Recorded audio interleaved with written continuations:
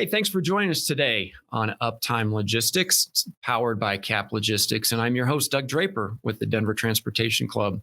Today, we have a phenomenal guest and a great topic. To be honest with you, a topic I didn't think was really out there. But in talking to our guest, I realized this is pretty impactful and has a lot of relevance to things going on in the mining industry. So that's our focus. It's really going to be about advanced mining technology and a lot of green initiatives that are going on out there. So before I continue to drone on, I want to make sure that we introduce our guest, Paul Bradette. He's the Executive Director of MineConnect, based up in Canada.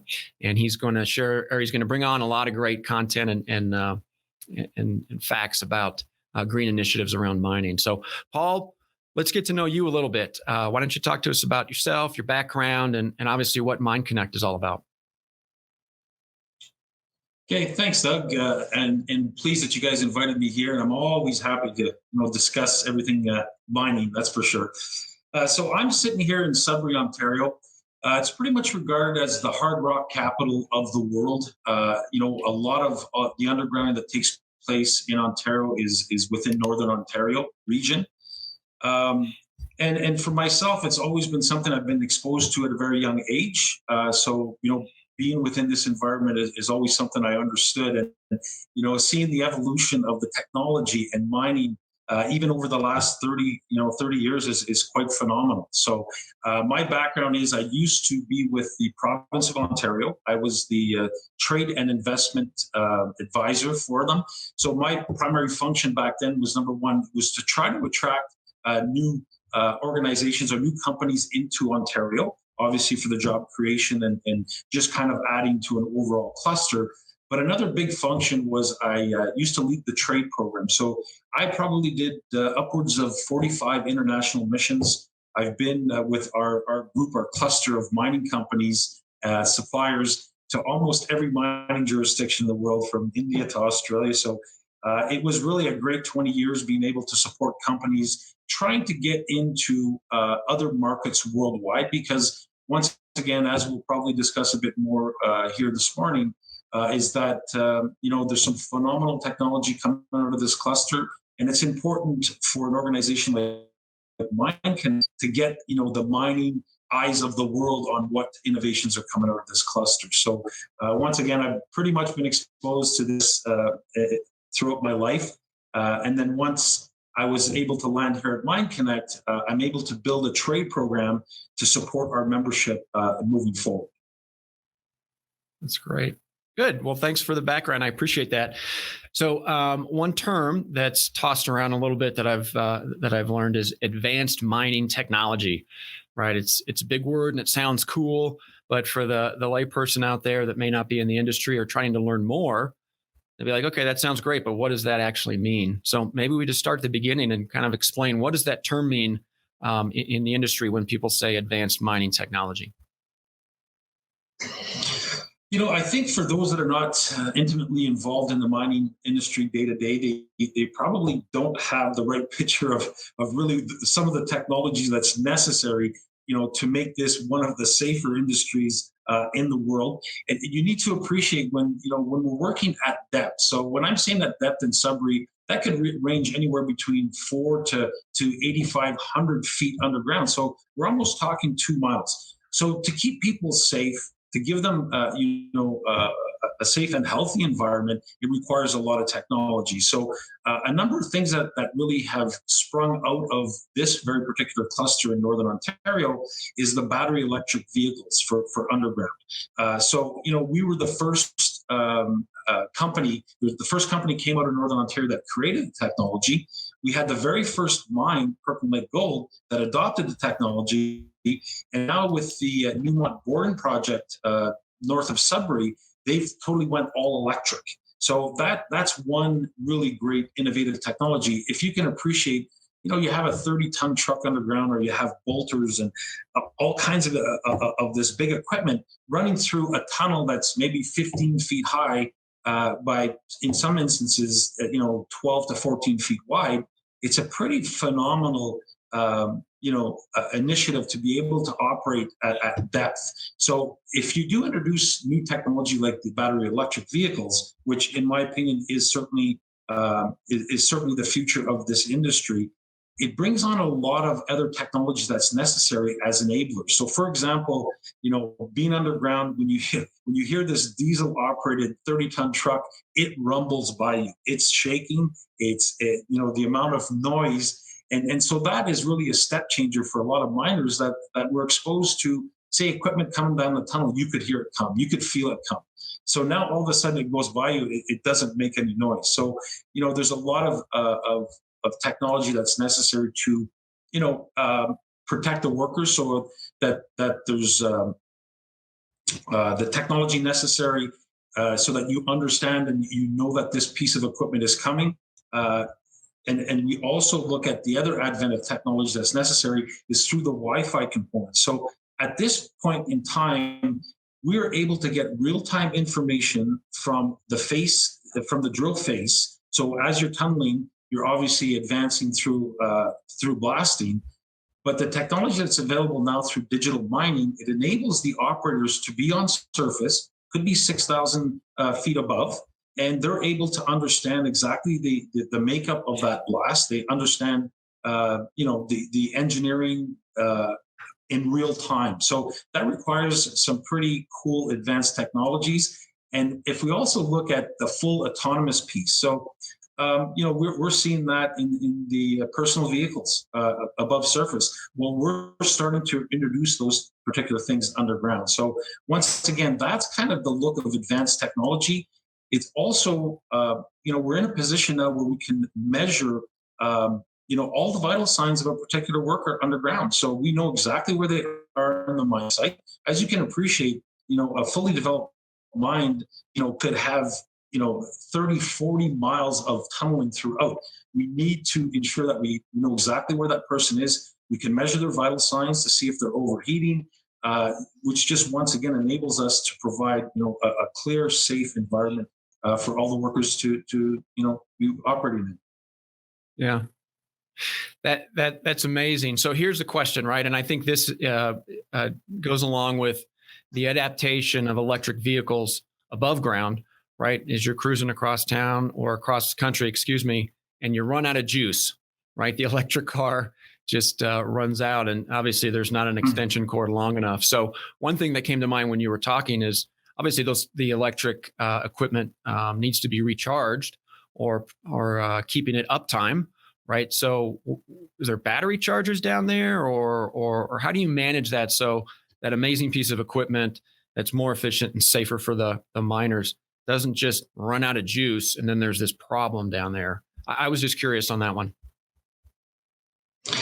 Yeah, well, as you know, there's also charging stations that are underground. But I think part of the coolest piece of technology that's been adapted for this is the regen breaks. You can appreciate that you need to get the ore from underground. So now they've started to reconfigure the design of mines where as you're going downgrade, you can actually recharge your battery. So it's through the braking system, which once again is a pretty innovative piece of technology. And the one thing about going underground versus our traditional personal vehicles is that fires are a really bad thing underground. So even looking at some of the chemistry that's involved in the batteries, that is a new advent there as well. Is the makeup of that chemistry needs to have all those additional precautions applied to it. So I think we're going to see a lot more innovation coming out of actually the chemistry in the batteries. And hopefully that can be repurposed or reapplied to above surface vehicles as well. So I think we're going to see a lot of the technology that we're developing or the mining industry is developing for underground application be very useful for our typical above ground vehicles moving forward. Right. Good. So one other thing that you made comment on that caught my interest was kind of the Internet of Things and the ability to really understand what's happening with the equipment down there. You made mention of literally the drill bit right at the point of impact when you're doing the actual mining, and you can get data and analytics as far as what's happening down there. Talk a little bit more about that. I'm just picturing sensors on the tip of a drill bit, and it's basically telling you, hey, this rock has this mass or is going what on. Anyway, that struck me as very unique, and talk a little bit more about that. Yeah, and I think throughout the mining industry, you're seeing this innovation take place from the beginning of the sequence and exploration all the way to reclamation. So that's kind of the real cool piece, as you mentioned, with the technology. But one of our member companies, Bort Longyear, is really advanced in terms of all of their drill rigs, and being able to analyze the core in real time is pretty significant. And as you can probably appreciate, when you're doing exploration and you're drilling for targets, it will take months so that before you can actually get that core analyzed and really understand what the makeup is of that specific deposit. Some of the technology that Bort now has available is, as that drill rig is penetrating, it can tell you what the makeup is as it's drilling. So that in itself, I think, with that increase in technology is going to decrease the cost of drilling and doing exploration. I think most primary mining companies have a very set budget for exploration. So if the advent of this kind of technology will reduce the cost, what it really means for the industry is that we can drill more holes for that same cost. So what that will mean is ultimately we should find more deposits. So that obviously the end of life for most mine sites will be able to be extended. So I think that in itself is really going to lend to more mining activity worldwide. Yeah. Now that's a very good point. I appreciate you bringing that up. More targeted mining would mean less waste, less time if you know exactly where you're going and how to get there, versus just kind of a broad brushstroke. I can definitely see the importance there, which is a perfect segue. Paul, you're phenomenal in that way, because the next segue I was going to talk about is, green initiatives out there, and kind of what that means in the mining industry. And maybe before we get into specifics, let's talk about why that's important. Why does that term green initiative is so important in the mining industry? And then we can get into some specifics a little bit later, but talk to us about that general term. Well, and I think even the optics of most people that aren't involved in the mining industry on a daily basis, it's always been regarded as somewhat of a dirty industry. Well, I think all of the advents of whether it be scrubbing technology for smelters, refineries, that type of stuff, where, listen, the industry itself has been able to reduce the emissions significantly vis-a-vis, new technology. But I think the whole green mandate is really important moving forward. And if you can appreciate, one of the highest costs to operating any specific mine is the cost of driving ventilation underground. So as you get further underground, obviously the air becomes, the environment becomes a lot hotter, so that you ultimately then now have to start cooling the air as you're driving it below. So as the industry transitions into green technology through BEVs, well, you don't have those emissions underground. So you don't need as much air, to ensure, a safe environment below. And you can see that those type of costs are now being reduced. And it's really going to shape up how a mine site is really, really designed moving forward, because a lot of the shafts will be able to be smaller, simply because CFMs, cubic, is how you measure the air that's necessary in that environment, will be able to be reduced. And consequently, that green initiative is going to impact the mining from one end of the development to the next. And a big piece of that is the green footprint. So, I think that's the important piece, where it needs to transition like every other industry in the world to become greener and reduce its carbon footprint, which is critical moving forward. Mm-hmm. Are regulations helping to drive these changes, in the sense of governmental, regional regulations that say you need to be at this standard by this date?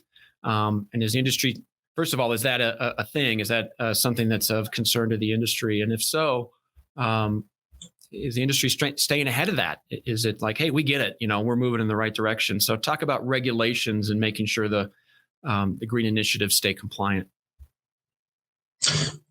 Well, I guess speaking for Ontario, we do have legislations that govern the CFMs and the volume of air that's necessary underground. So that's key. But I think all of the mining operators worldwide are trying and putting significant effort into making this a cleaner, safer environment for all their workers. So, by eliminating the emissions underground, I mean that's a pretty Herculean step moving forward. Considering we've been used to diesel particulates within this environment, probably since the 50s. So that in itself is really being driven by the mining companies themselves. If you can appreciate, the advent of BEVs underground also removes a lot of the vibration that these operators are feeling. So I think if you really did speak to any of the operators, 90 or 95% of them would say once they've really tried the battery electric vehicle, they would not want to return to the diesel, engines. Mm-hmm. Got it. So let's talk about price for a second, right? I know everything has a price, and some of the cool technology, could be pricier than the old tech, so to speak. So if I'm the owner of a mine, and to be honest with you, they look at the bottom line in a lot of instances. Talk about really two things. One, the adaptation rate of companies embracing the advanced mining technology, and the financial implications of that. And maybe it's a little bit less expensive, maybe it's a little bit more, but those are two things that pop in my mind: adaptation and the overall cost for implementation. Talk about those two, if you don't mind. Yeah, so when you're looking at procuring battery electric vehicles, you're probably talking at a minimum double the cost. So, there's a lot of factors that are involved in that as well. But, typically you're probably paying for fuel costs, in advance to a large degree when you look at the different, cost categories. But you need to keep one thing in mind as well, is that you can appreciate, imagine getting diesel fuel 6,500 feet underground. That in itself is a challenge. And you need to safeguard that diesel fuel. So wherever the storage is underground, the safety mechanisms that need to apply are pretty significant, because once again, I mean, fires underground is not a desirable thing. And they've done a tremendous job in the industry to eliminate all of that. So, and I think that the key piece moving forward is that most mine operations throughout the world need to get deeper. So as we get deeper, as we talked about earlier, is the level, the heat becomes pretty significant. So upwards of 50 C. So you're not in a position, because of the cost associated with driving air to depths of 85 to say 10,000 feet. It becomes cost prohibitive, so that you cannot access. You have all this great infrastructure.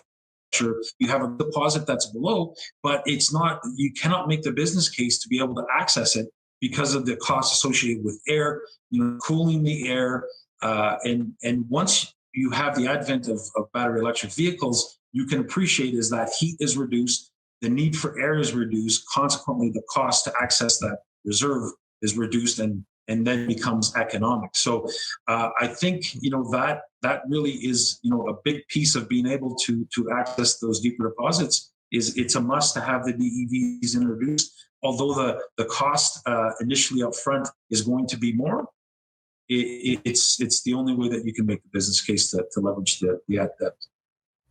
Mm-hmm. Yeah, that makes total sense. Really, it's safety, which is paramount, and access. Right. If you want to improve safety, and you've talked about many examples of how that is, and especially with fires underground are horrific. But then access is something I had really not thought of, is that you continue to have to go deeper and explore, right, to figure out what's the next area to mine. So yeah, it sounds like safety and access are really big driving factors. If you look at a bottom line on a spreadsheet, it may cost a little bit more out of the gate, but giving you those two things in return is pretty impactful. Well, I know MineConnect's doing some expansion, and there's two things I want to talk about. One, there's an initiative that you have going on down in here in the States in Elko, Nevada. So I think it's cool to talk about that involvement and what you're planning to do down here in Elko. Talk to us about that. Yeah. So for MineConnect, we're made up of 190 member companies, okay, that deal in the space. Collectively, they employ about 9,000 individuals, probably generate upwards of about $3.5 billion a year. So our goal at MineConnect is really to be able to, push those technologies to other jurisdictions in the world. The next logical advent for us would be to set up an office in Elko, Nevada. So we're looking right now as hopefully we have got a stake in the ground for March of 2020, pandemic allowing us to do that. And what it's going to do is it's going to provide us a footprint within Elko. But I think an important factor of that is to support the state in trying to build their cluster. We've been doing hard rock mining for 130 years. We have very specific expertise that lends well to what's happening in Nevada. Is they are transitioning a bit more into underground. They were traditionally, pretty much in the open pit methodology. So I think, our expertise from our member companies, would lend well into what they're trying to do in that marketplace. But I think more importantly, our member companies look at trying to be part of the community. They're looking at trying to maybe establish, a facility there ultimately to employ local people and to be able to service the Nevada market. So that would be, the end game in all this. So that if MineConnect establishes an office, we'll have a storefront developed. We're working, with a number of partners there. It enables us to at least be able to market the services our members have available, and provide that soft landing into the network. What we're looking at doing is hiring somebody local to be our spokesperson to do the promotion, but more importantly, help our members once they get into the market is maybe to connect with some of the mine operations throughout Nevada, and be able to be in a position to provide their services. And I think on the flip side, we're always trying to look at building the cluster here in Northern Ontario. And there's a lot of expertise that's available in Nevada that I think, would lend well in Ontario as well, because we're starting to see a shift as well away from hard rock a little bit and into the open pit environment. So I think it's kind of a perfect storm for both jurisdictions. And, we want a bilateral win for both, for both jurisdictions. And we're really looking forward to having that footprint there. Nice. That's great. Yeah, it's great. And, obviously the services that MineConnect provides is to really support the membership. And when we were talking earlier, you made a comment that you're doing up there in Ontario about a test mine, right? Because we're talking about all this cool stuff, and here's this machine that provides safety and it's electric, and here's the ability for this piece of equipment that we can go deeper and more efficient. And we were talking, it's like, okay, well, you got to test it, right? You got to make sure it works. And you told me like, yeah, we got a test mine out here. So I thought that was pretty cool. Tell us about that. Like, what is a test mine? How does that work? And what are you doing there? Yeah, and I'm sure you can appreciate the difficulties if you're building and developing new technology. You need an opportunity to be able to test that. And at 6,500 feet underground, the environment changes drastically in terms of how this new technology is going to react. So what NORCAT has done, which is an innovation center here in Sudbury, is they've developed what basically is an R&D underground laboratory. So they've taken a Glencore past producing mine, it was called Facunas, and they've repurposed it with over 3,000 meters, so 3,000 meters, so 9,000 feet of tunneling, where companies can purchase a drift. They can purchase an area where they can then do the subsequent tests underground, so they get a sense of how this new technology is going to react once it's put underground, because cage time at any operating or producing mine is very valuable, as you can appreciate. So this provides an outlet for them to be able to do that. And those people that do put their technology in there to test, it also acts as kind of like a supermarket where, we often invite mine operators from throughout the world to kind of walk the facility where they can see all of this new technology, being applied in real life. So I think that in itself provides a pretty significant selling opportunity for those that participate. So they probably have upwards of 150 companies, that are in one way, shape, or form working within this underground mining environment. Yeah, that's really amazing. I never would have thought of that. And I'm sure there's just some inherent in natural collaboration when you have that many companies together in one spot, testing equipment and sharing ideas. So, well, there's some pretty cool stuff going on right now, but let's, talk out in the future, maybe say future trends. So fast forward, 5-6 years, it's 2026. What are some cool initiatives and some things that are going to be adapted in the mining industry that you could share with our audience? Yeah, and I guess these would be my views, and maybe that window's a little further out. But I think in the future we're going to see a lot more introduction of autonomous mining. We're going to definitely see that with the advent of the battery electric. There's going to be way less people that need to be underground. And even if you look at the BEVs, there's a lot less maintenance costs, as the viewers can appreciate, from a diesel. And if all of this can be, done either autonomously or telerobotically, you're going to see a lot of those pieces from the mining, development perspective be brought to surface. And let's face it, maybe having video game experience might be the new mining skill moving forward, where you can be potentially at home, doing these, operating a scoop tram underground. So I think that's really where it's going to be. The environment's going to really change for the worker themselves, and I think the safety and health perspective is going to get into a new stratosphere for the industry. Yeah. Yeah. Well, one theme that I've heard you say time and again on this one is that, safety is paramount. And to be frank with you, in the mining industry, it sounds like safety can equal savings over time. So that's pretty cool. And autonomous mines. So I'm going to have my teenage son give you a call because he's in the basement on his video games pretty regularly. So instead of yelling at him, I could tell him that there's a job waiting for him up in Canada in the mining industry. So that's cool. And I truly believe that's probably going to happen, is you're going to have all these, maybe not my son, but I think you understand, the remote control nature of it. So that's pretty cool. Good. Well, I tell you what, it's been a great conversation, Paul. I can't thank you enough for joining us today. And it sounds like MineConnect is doing some pretty amazing things out there for the industry. So again, thank you for joining us. It was very informative, and I wish you the best in 2021. So I'd also like to thank our audience for joining us today on Uptime Logistics. It's brought to you by Cap Logistics. You can find more information at the link below. And don't forget, Cap Logistics is your source for all logistics services. You can visit them at caplogistics.com. Until we get together next time, thanks again for joining us. Take care.